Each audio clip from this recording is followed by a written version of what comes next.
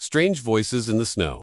In 1959, in the Ural Mountains in Russia, 9 experienced hikers set off on what should have been a routine ski expedition.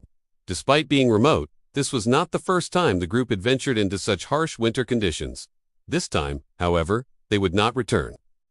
When the group's camp was later found abandoned, the tent had been slashed open from the inside and all of their belongings were left behind, along with their boots and warm clothing. The only trace of what had happened to them was a group of footprints leading away from the camp into the sub-zero temperatures.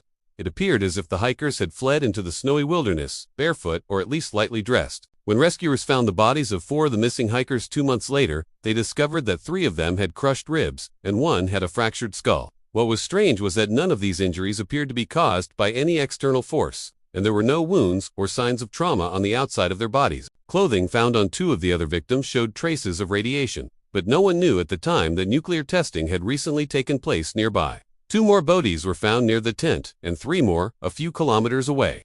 One of the hikers had died of hypothermia, but was found in the bizarre position of being half undressed and crawling toward the tent, as if trying to get back inside. Another body was found in a similarly strange position, having apparently crawled out of the tent and onto its knees in the snow. But footprints in the snow showed that they had walked calmly, not ran from the tent. That same night, according to the local Mansi hunters and later the rescuers, strange, unidentifiable voices could be heard in the wind. Some claimed that the hikers themselves wrote in their diaries about hearing strange sounds or whispers just before leaving the tent. This detail is often left out of the official accounts, yet it's an important piece of the puzzle to understanding this mystery, especially when we consider the element of the voices in the snow. It is impossible to say whether or not the group cut open their tent in fear or if they were driven to do so by something outside of themselves.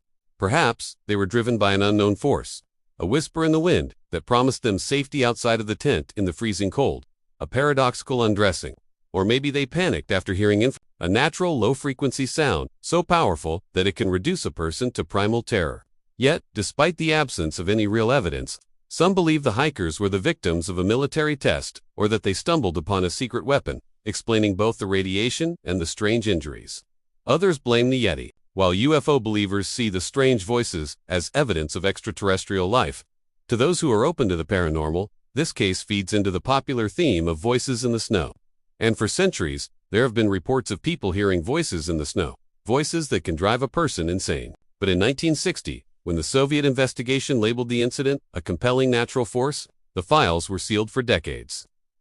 And even though speculation grew worldwide, and some scientists came forward with theories of their own, it wasn't until recently that some started to support a small slab avalanche theory. Yet even this does not explain why the group would have fled their tent in terror, or why they left all of their belongings behind.